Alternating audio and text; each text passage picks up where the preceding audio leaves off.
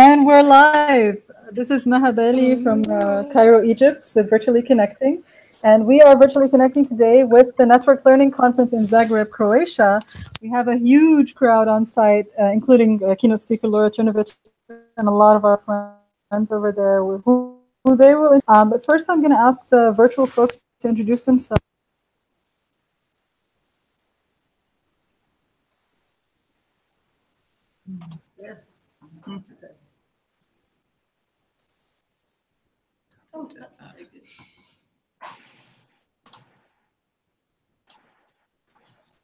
Hi guys, can you hear anybody? Can you hear now? I can hear you, Debbie. Cool. Shall I go first or? Okay. So if you can hear me. Hi, I'm Debbie in the pink zone here. I'm from Swansea University. I'm a senior academic developer and I've taken part in a couple of Virtually Connectings and I'm really excited to be here and I'm really sad that I can't be at that conference. So this is such a good opportunity. So I shall pass you on.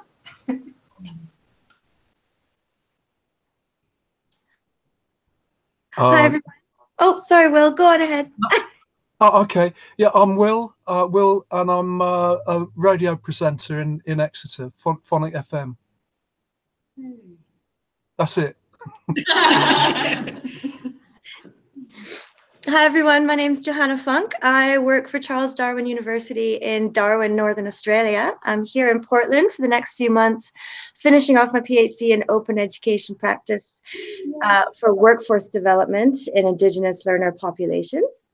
And I'm a lecturer in one of our online courses. So I'm really excited to be joining Virtually Connecting for the first time and see how I can use it in my course. So hi, everyone. Hi.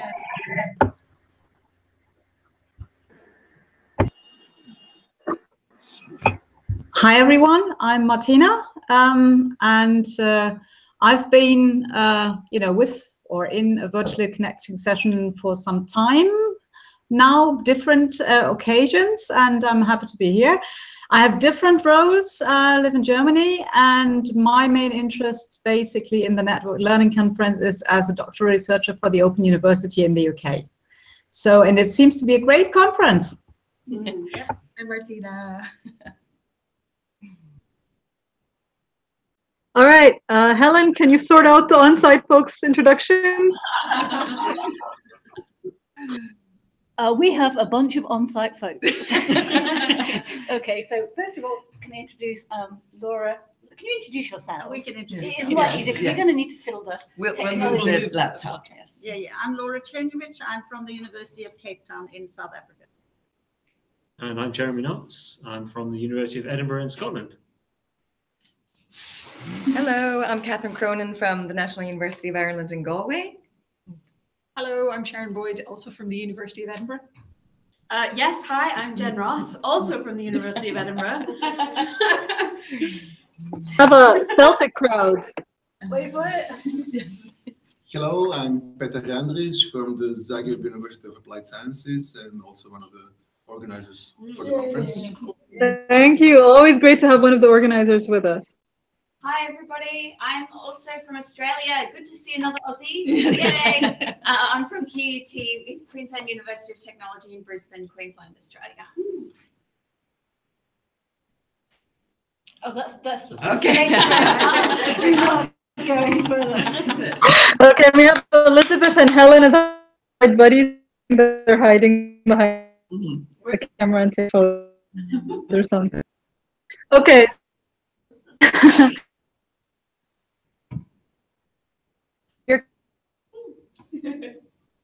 Unbundling and rebundling, right? Right, yes, so that was the title of the keynote yesterday. I was joking in the introduction that I think I've been to every network learning conference since it started. And so I think that it's like you don't get a gold watch, you get asked to be a keynote. So I think the job of the person who does the keynote, especially the opening keynote, is to ask questions. And I asked lots of questions, and you'll have to ask people whether they've been thinking about those questions since then. Certainly people have been coming to talk to me about some of the issues raised. I think I was also asked to do the keynote because I have a long-standing interest in inequality. And so what's going on in these changing times is always viewed through that inequality lens. But the conference for me hasn't only been about the keynote. We've also had a couple of other papers in the conference. So we had a session today where we actually reported on some of the findings from a project we're doing on unbundling education, although we didn't have a lot of people come because it was at the same time as the Edinburgh. So I think everyone went to the Edinburgh people slot. It was just 9 a.m. Yeah. There wasn't anyone in the Edinburgh slot. There was, but many people were in bed as well. Yeah, well, we had really good. One thing that struck me at this conference, all the sessions I've been in have been really engaged discussions, really interesting questions, and then people. I feel like there's a hunger for people to talk and talk to each other. And then the third paper that I've given was on open education practices and open education resources in our MOOCs. So for the person who was talking about researching that, I forget your name. Hi. That also, that conversation had to be brought to a stop actually. It's interesting because MOOCs have become kind of part of the environment, and people have stopped getting so excited about them, but they're still there. And people are really interested in the models that are emerging and whether they are even open at all and in which ways they can be open. So there was a really good discussion about that. Okay. That's really, that's really cool to share as well. But I think what I'm gonna do is, first of all, see if any of the virtual folks have any questions to begin, and then maybe on-site folks can share like some key points that stood out for them, and then we'll see how the conversation. Is any questions virtual side to begin? If you do, just unmute yourself. Everybody's bandwidth seems to be not great. I mean, I've turned my bandwidth low, so I can't see your faces unless you're talking. So, or if you want, you can type in the text chat and I'll know that you want to talk as well. But for now, since nobody seems to be wanting to talk, maybe Jeremy can share what the key highlights of the conference are for him. I'd be happy. Someone wants to talk. I'd be very happy to, but I think Joanna is trying to come in there. Is that right? I think you need to unmute yourself there. You look like you're muted from this end. There we go. Yeah. Hi, I was going to type the question because I wanted to be polite, but maybe that was I spent too long in London. So anyways, I'd really like to know a little bit more about the nature of the discussion, what people were talking about the extent to which the MOOCs are open indeed. That's a major question I'm asking in my PhD that I'm wrapping up about open for who and to what. And so there are lots of different ways to be open. And I know that that's a theme on a lot of different conferences I've been following on Twitter in the last few months. A lot of you have been at. So it'd be really great to hear more about that. Sure. I mean, the thing that was striking in the discussion is how much more difficult it is to be open in a MOOC. The way that the major platforms are going, even things like keeping access to the course and keeping access to the resources when the course is finished, much more of a hard sell for, if you want to audit a MOOC or you just want to, do it without all of the premium added value extras, it's really difficult to even know that you can. So the selling point of MOOCs as open and accessible and free has definitely it's gone down the agenda and certainly gone down the selling point from the point of view of the major providers. But Jeremy and Jen of Edinburgh with EDC MOOC, I think, pushed boundaries. This was 2013, and you guys were doing like mixture. I don't know if you've stopped doing it or how other Edinburgh courses are. I'd be interested to hear what you say. And well, I think certainly when I was working on MOOCs, the task was probably a bit easier because it was that time when the platforms were around and it was pretty easy to be critical because a lot of big promises were made and there was a lot of hyperbole around them. I think now the question of to what extent are these courses, are they open, is a much more difficult question to answer. But you know, it seems like there's been good reporting of some of those things in the conference. Yeah, one of the key things that came from me out of Laura's talk was your argument that basically unbundling is interesting, but rebundling is more interesting, because actually seeing what happens when somebody says, oh my God, we have to disrupt absolutely everything, let's take it all apart. And then watching a few years later how it all has come back together again and what's sort of shaken out of all of that, I think is really, really fascinating. I agree with you that that is one of the key points. And I think that's what we're seeing happening with MOOCs right now. It's like, okay, we've all been disrupted, good news. Okay, what's happened now? Who's in charge, and who's controlling stuff, and who's making decisions about what access people will have and when? Really fascinating. Catherine probably has things to say about that.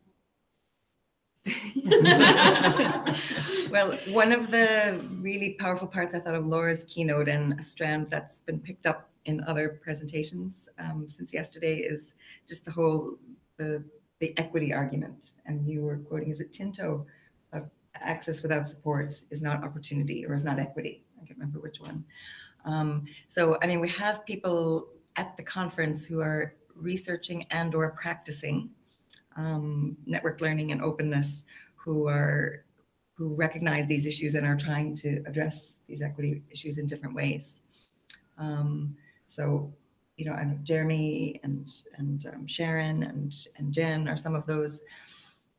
So I'll let you say more about your own work. But another interesting piece was that independently, the research in Cape Town and my research in Ireland had a very similar finding, which is that looser open educational practices, broader open educational practices, actually led to OER rather than the other way around. So I think we're finding that empirical research, and not just our own, it's coming up elsewhere as well. So we're finding new routes to openness and network learning that are kind of unconventional and organic and messy, and not predictable. So anyway, those are a couple of interesting things that I've found.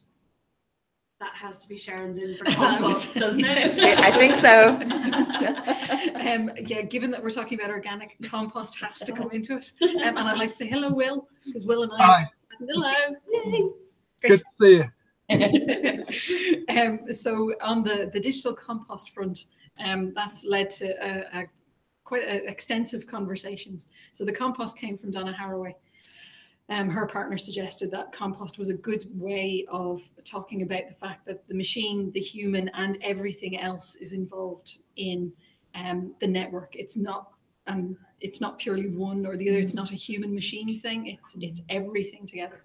And my research is looking at the ability to pull in place and how many different ways we can do that.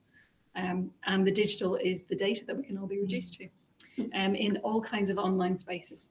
So everything that our students gather as part of their research, and I work in veterinary medical education. So everything that our students pull in, but also everything about our students that they create and co-create with us in an online space can all be reduced to ones and zeros. So yeah, so it was kind of the pulling that all together and mixing it all up. So when we're talking about being organic and being messy and mixing everything together, then that's just me. And my research, which Jen is my supervisor, and she will be able to confirm that my research is messy. Couldn't possibly. Oh, you provide. That is the topic. Oh no, we're losing time. We lost you. Is that them or us? I don't know. The Wi-Fi here has been quite patchy. Yeah. We can't hear you, Maha. I don't know if you're speaking.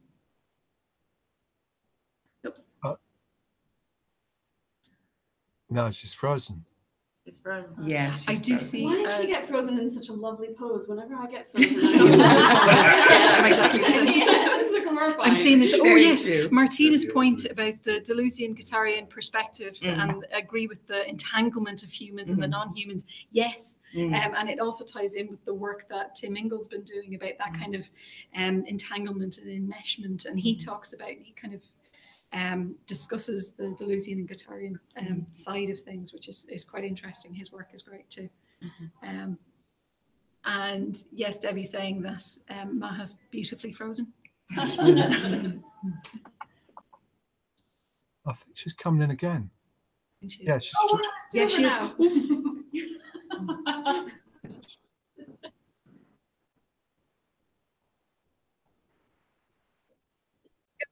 I'm just.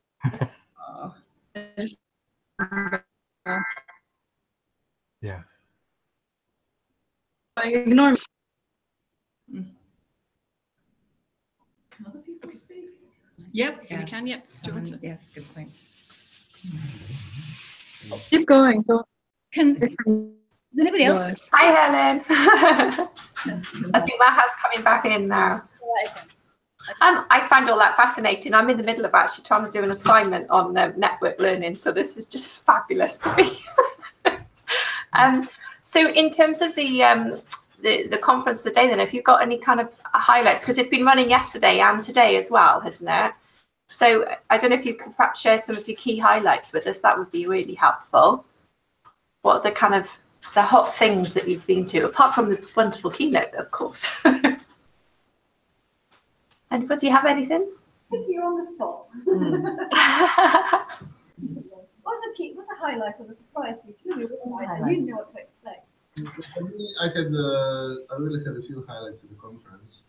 The biggest highlight was that all the technology actually worked fine. No, but speaking about the program, well, today I attended a few things which were kind of quite determined by my. My way through the conference was determined by the sessions I was chairing and so on. So the first session I was attending was a session with Laura and with other people, and it was an amazing practical example of what Laura was talking about, bundling and unbundling, because in Laura's keynote, Laura gave a broad theoretical overview of bundling and unbundling, and then within the presentation, they actually showed examples from South Africa. So they showed these amazing diagrams of how it works in practice and how actually universities work, how many contracts and these kind of things. And it was really interesting on several levels. One level, this was really interesting at was, of course, seeing the mechanics of it. But then I was also interested in the ways you guys analyze this. I mean, I really liked methodologically. I liked what you did, and I think it's and I think that you opened up many questions, especially this long discussion we had, which was where we opened not just threats from bundling and unbundling, but also opportunities. And I think that this opportunities part kind of left the hook for future research and for future discussions about the field. So I think it's really important to not just say, okay, now we presented this, but also actually to leave open things that we can come back to and actually build on it. So I will definitely try to build on this in my own work. Your keynote was inspiring, but then the presentation actually gave me some background in order to understand it a bit better. So I really liked it. The other session I attended was the session which was again dominated by the Edinburgh, which was an amazing session with some really good papers. I would probably say that my favorite, not really favorite,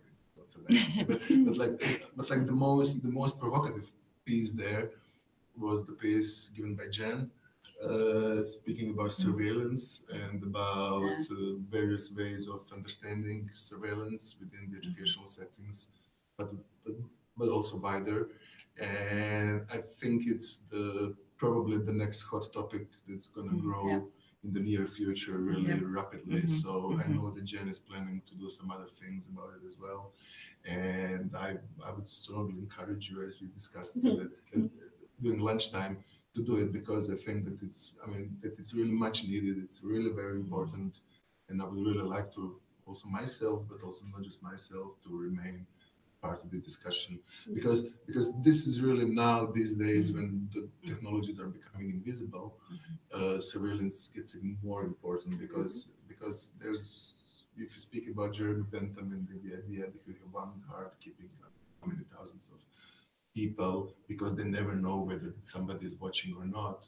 Here we have another. Here we actually have a very similar simulation. Theoretically, everything can be tracked, but practically, in order to be tracked, you would need to be singled out somehow, and that's because within so much data, there is.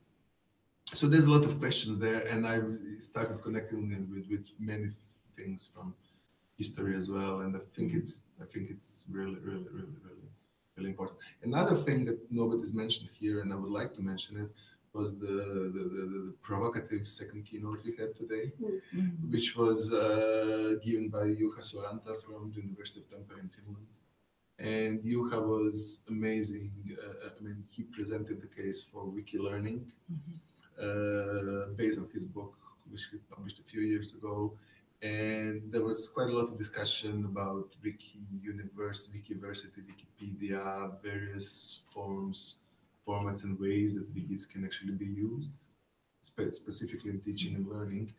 Juha also talked about communicative capitalism. He also talked about internet communism and about the words about social justice. He addressed very similar themes like Laura, but from a different perspective, from different viewpoints. And I think that the two of them really actually, I mean, complement each other in a very good way, that their works complement each other very well. And I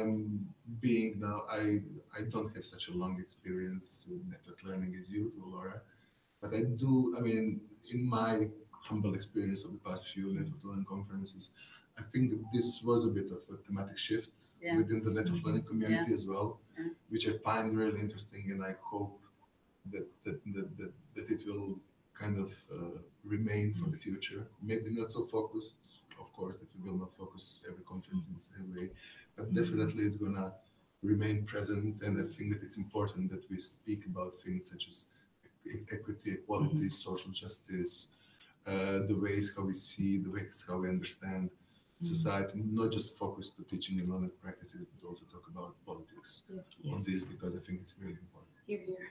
Yep. Wow, that was a brilliant. I feel like I was almost there. Thank you. That was wonderful. You were put right on the spot there, weren't you, as well? Does anybody else have anything that they want to share? On to another topic, I just wanted to give a shout out to a really great paper that I saw yesterday. And I think if people don't know, there's actually all of the papers from the conference are on the conference website. So you can go and read them now if you wish. And I saw a paper by Dorothea Nelson from the University of Calgary. Thank you. Which was about boundary crossing, boundary inhabiting, intercultural learning, and it was absolutely fascinating. It was one of the highlights of the conference so far for me. So if people want to read more about that, go and check that one out. It was really good. Someone we've linked inside virtual tweet NLC conference. Oh yeah, I'm trying to link to the website. I'll do it. Yeah. Okay, Elizabeth's going to do that. It's already on our blog post, but of course, if you have to tweet it out again. Hey, what have you seen that's been good? For me, it has been inspiring to, after reading the papers from previous conferences, to come to the physical conference and meet different people who have worked in this field and see that you all walk the talk, that you are in person, you believe and understand network learning so much that it comes out in the people that you are.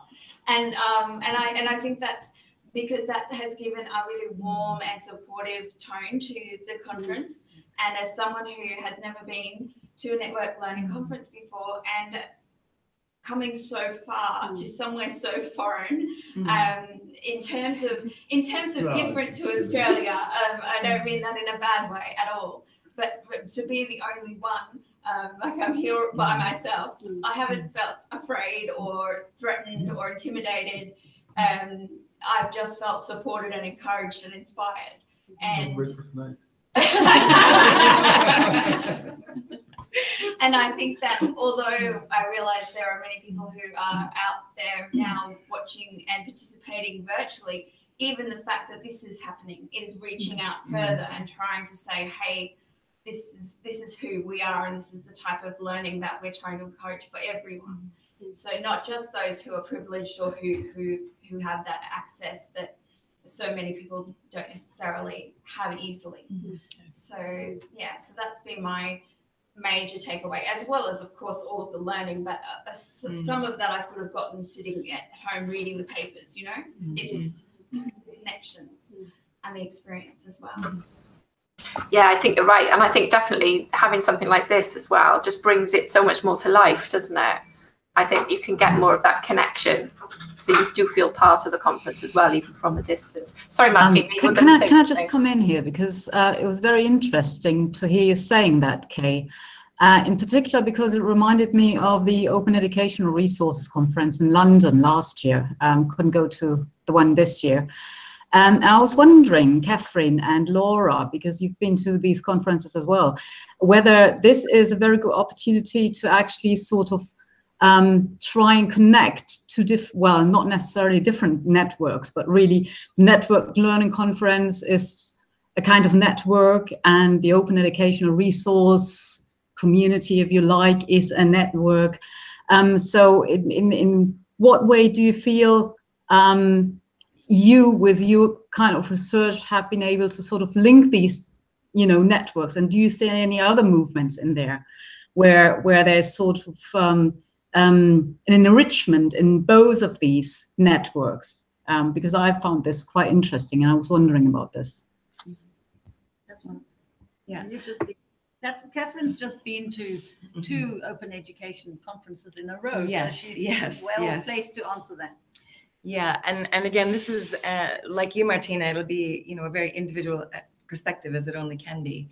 I'm much more familiar with the OER conference community, if you like, and certainly that particular conference has been very explicit and forward-thinking in its focus on social justice. I mean, as you know, last year's theme was the politics of open, and it only was that because those conversations had been bubbling for a couple of years in that community, as you are aware.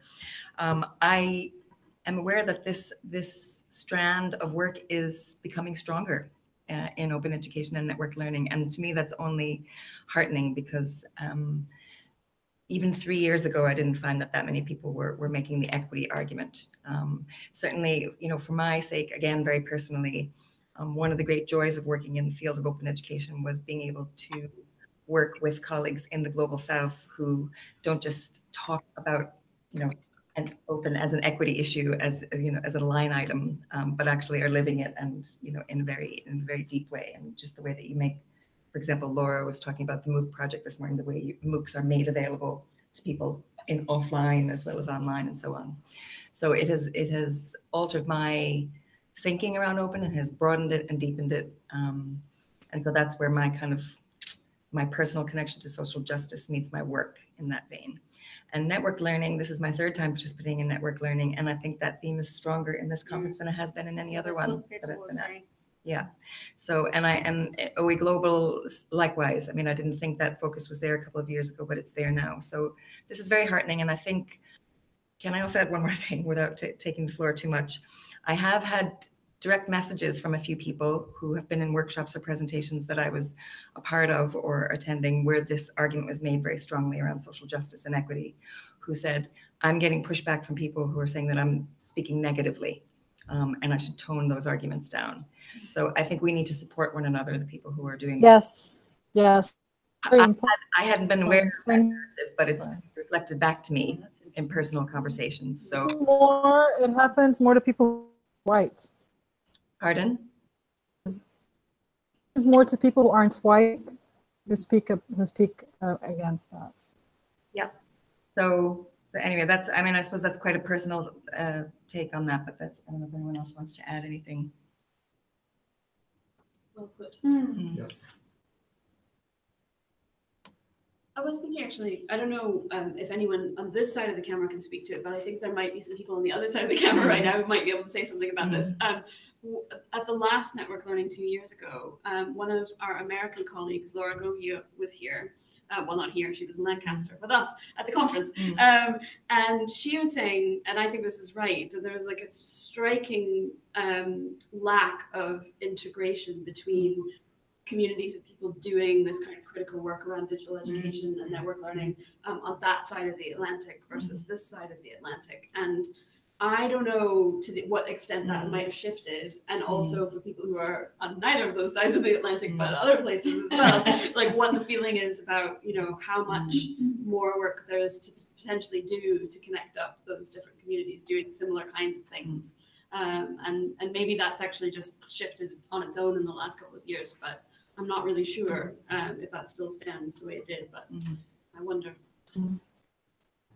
One of the ways this terminology sometimes. Yeah. So when we were talking about pedagogy, open educational practices, and sometimes a term that excludes.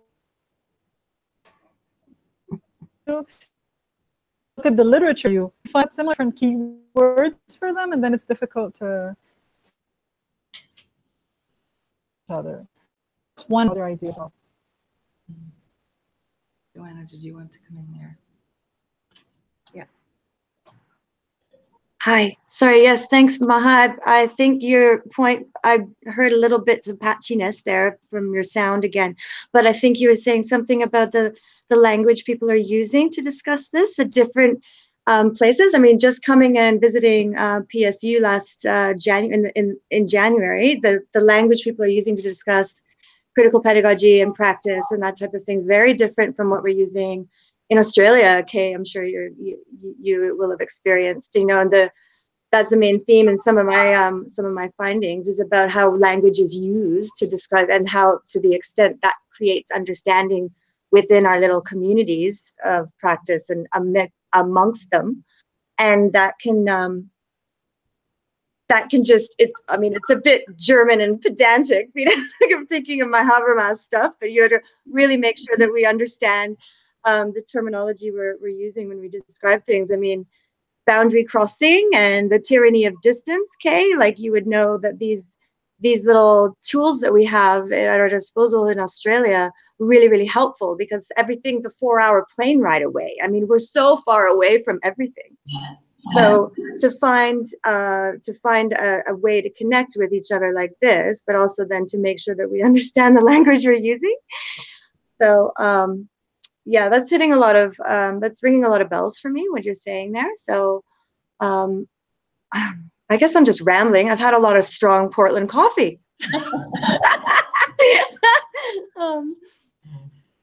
But I think trying to establish more the understanding of what we're saying is I think a real theme that's coming through in the time I've spent traveling to different places and talking about these things. So I'll find out more when I'm at the Festival of Learning in a week and a half in Vancouver, and I'll report back perhaps on that.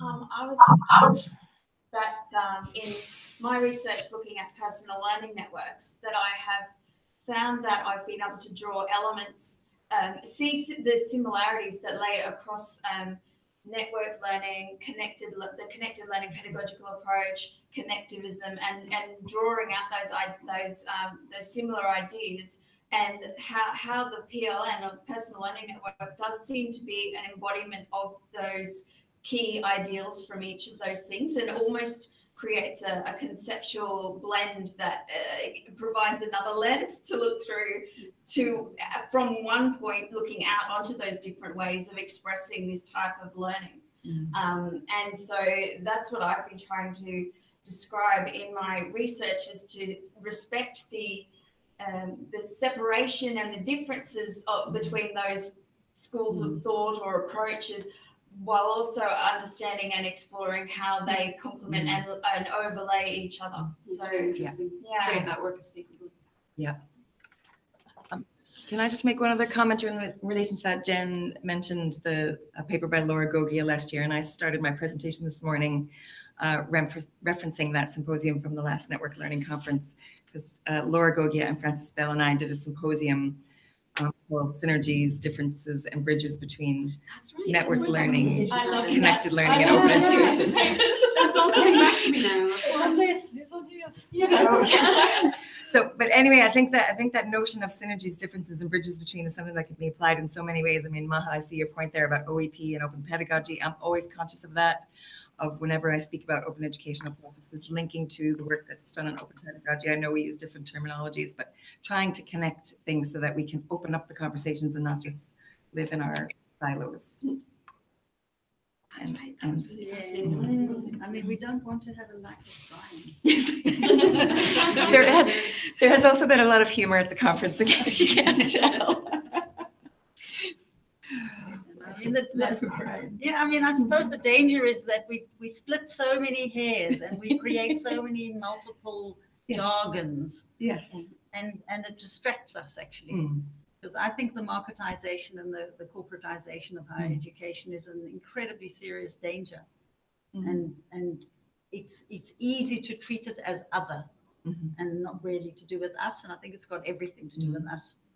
And that we have to engage with it in ways that sometimes I think we'd rather not. Well, I repeated something that Laura said in response to a question, which has been one of my most retweeted tweets like of ages. So obviously it struck a chord, which was, you know, people were saying like, what are the really radical things that we can do right now to like address this issue? And Laura's like, well, you know, one thing you could do is engage with the really boring policy discussions that are happening at your universities, because that's where really important decisions are getting made. And honestly, I mean, people are just really, that's really resonating, that idea. We do have work to do within our institutions, and it's not always glamorous. I know, and it's scary. It's scary stuff. Yeah, it's the hard yakka. It's the what? It's hard yakka. That's hard work. Hard really not nice, sweaty, boring, grinding, hard yakka. And also sometimes trying to stop things from happening. And if that works, then you never hear about it again. And it's like, you know, and actually that's brilliant. Invisible labor, but really important. What do you think, Jeremy? Yeah, maybe some thoughts about the conference in general. I was thinking about this, and it kind of relates to, I think, some of the conversation we were having earlier about theory is the title of the conference. Thinking about its longevity and its relevance.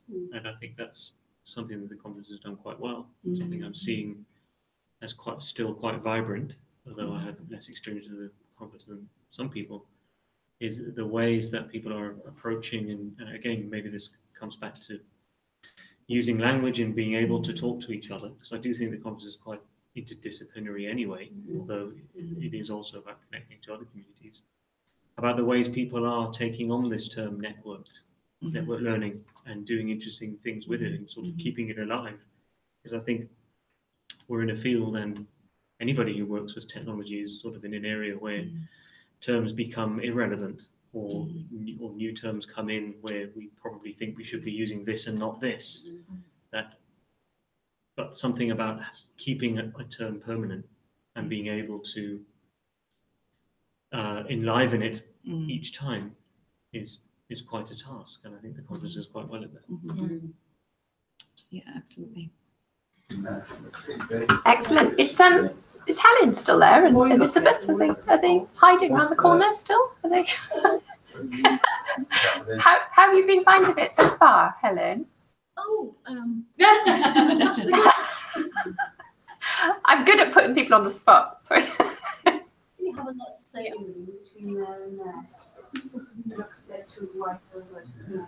Microphone.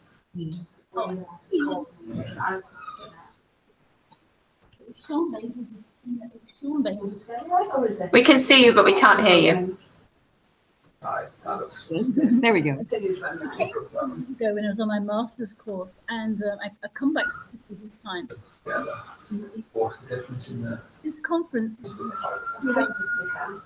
theoretical kind of underpinned, and that's my attention. We're losing you, Helen. Can you swap some seats? Can you do musical seats for a little bit? Thank you. Oh, that's better. Can you hear me now? Yes, we can. That's much better. Okay. I came to this conference 2 years ago and I was doing my MRes, and what really struck me was how the conversation was theoretical and critical. So that's what has drawn me back here this time. Okay, so that's really what I have taken away from it. It's trying to understand, well, the theory and the theme that I'm trying to track is the materiality, the theories of materiality, and this word entanglement comes up quite a lot. So I have to go away and read the papers and get on board with the conversation. But I have to say, Martina, go on. Yeah. I was wondering about the theories really, because when I looked at the tweets and at the papers, I saw some papers with a focus on social materiality, and I was thinking, hey, that's interesting for Helen. And there are other papers where that feature strongly communities of practice. So I was wondering about whether there are sort of still two trends, if you like, methodological trends. You know, on the one hand side, you've got the self-directed community of practice, learning, that thing, and on the other side, a focus on the social material, or is maybe I was getting these binaries only from the tweets? Maybe it was that. I wouldn't be able to help you because I specifically went looking for papers or things that were talking about materiality, so I might have missed something. So that didn't come across to me. Maybe to anybody else. So it's maybe somebody here in the audience, maybe they've got a different perspective on that. No. Maybe I'm asking the wrong question here. Oh, okay. I'm not gonna. I think what I see at this conference, and I'm kind of enjoying it quite a lot, actually, is. And you've been tweeting quite a lot, so I could get some of the things from your tweets. Thanks for that, by the way. Sorry, you're gone, Jen. I can't hear you. See if that helps. A real diversity of theoretical approaches and perspectives. And yes, I mean, you could probably do some interesting work to try to figure out where they kind of cluster around. But, you know, I was in talks this morning and, you know, people were, I mean, I can't even think of like all the different kind of theoretical perspectives this morning. There were no two the same.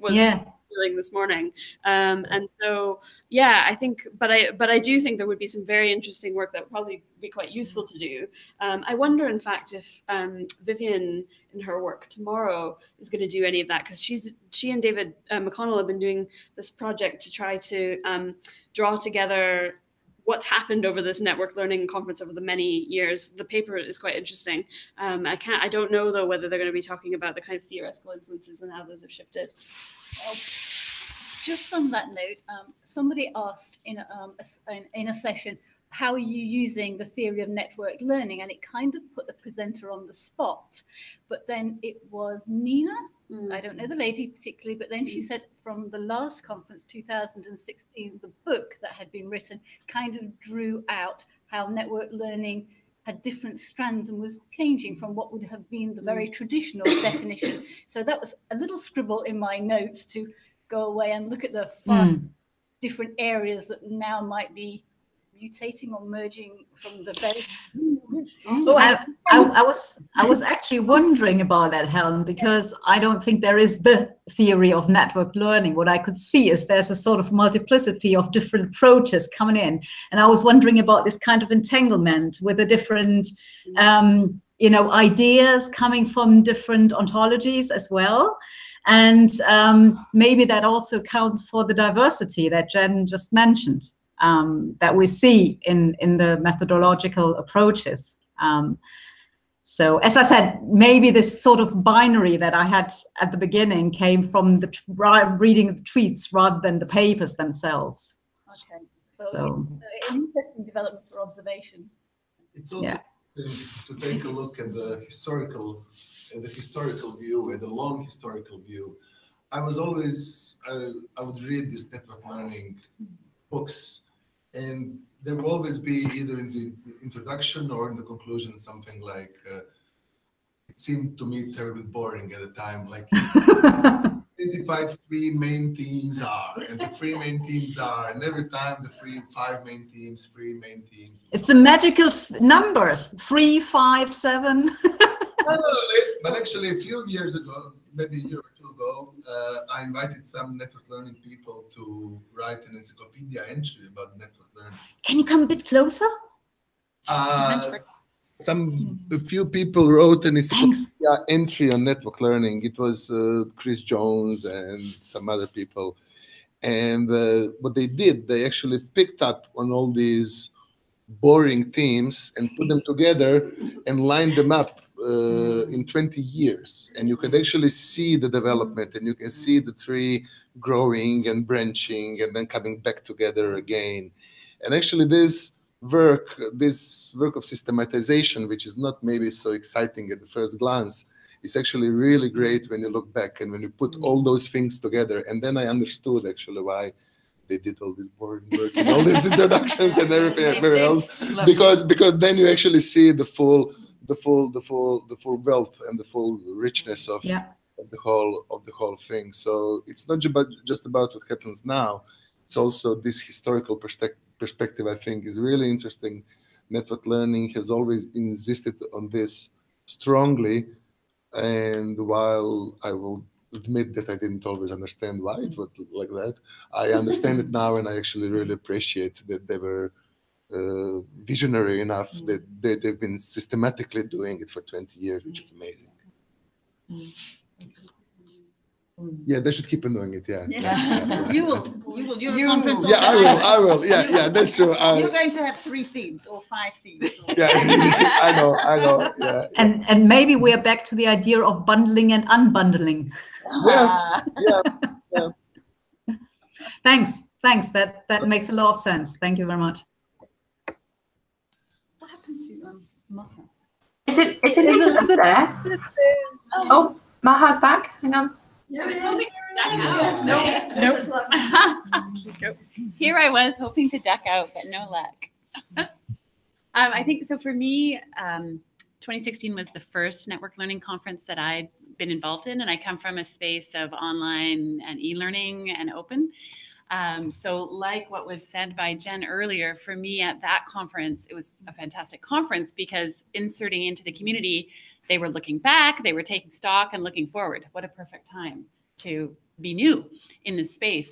But I also did really struggle with these seemingly disparate interconnections that the crosswalks seem to be quite apparent, but yet weren't really being talked about. So I'm really encouraged to hear that people are starting to talk about them.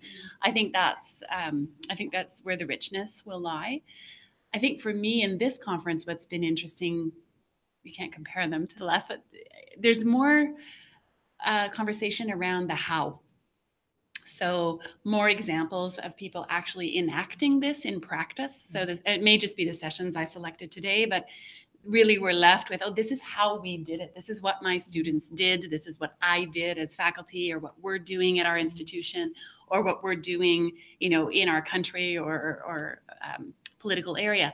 So I didn't see as much of that in the last one. And I think that also really helps with those intersections. So I think the theory definitely is important, and having, as Helen said, the feeling of now I have to go away and read a lot is a good feeling. But then also being able to balance it with that very pragmatic, on the ground approach to actually doing the work of networked learning with the history informing it is really crucial as this group moves forward. Excellent. Well, thank you ever so much. I'm not sure. Maha's going to try to see whether or not she's got sound again, I think. She was going to try a little bit. I'm going to turn mine off. Bring it home, Helen. Oh, Debbie, go on. We need something to finish on a bang. Oh. No, I don't think so. I think we've lost Maha. Bless her. Ah, I love hearing Maha's voice. Okay, well, thanks ever so much, everybody. That's been so illuminating, and it's really, really nice to feel. I feel that we're part of the conference, even though we're at a distance. And I think that's part of the kind of ethos of virtually connecting as well. It's been great fun for me. This is the first time I've done the virtual buddying, although I'm not sure I've done a lot other than actually put people on the spot. So I'm ever so sorry if you feel that I have, but it's been really, really good and I really enjoyed it. And I've been asked by Maha to wrap it now, but I'm not quite sure how to wrap it. So I'm waiting for direction. But thanks ever so much. I'd like to thank you for your time. I know it's not easy to spare the time when you're rushing from one thing to another in a conference as well, but it's been really, really helpful from our perspective, and I'm sure everybody. Does everybody have any last minute things they want to add? If they do, please grab the mic. Just to say thank you. Thank you very much. Thank you. Oh, that's lovely. So nice to see everybody. We're going to try to get chocolates and sweets, I think, for the next one, aren't we, Maha? Thanks, everybody. Bye. Bye. Thank you. Bye-bye, everyone. Very much. Alan, well done for corralling everyone here. It's still there. We're still, I think we're still live at the minute, I think. We're waiting for... Bye-bye, we're clearing off. Thanks, nice to meet you. Nice to meet you all. I think Maha will probably just switch us off at some point and then it'll disappear. But yeah, it's so nice to meet you all. I don't know if I managed to catch everyone's Twitter handle, but I'll have a look. But we could do that Gmail, couldn't we? Definitely, yeah, that'd be great. Yeah. So lovely to catch up. Oh, Maha can't speak to us. Nice to see you. Bye-bye. Well, thanks, Maha. She's beautifully frozen again. Oh. Beautifully frozen. Yes. She's lucky that way. Bye-bye.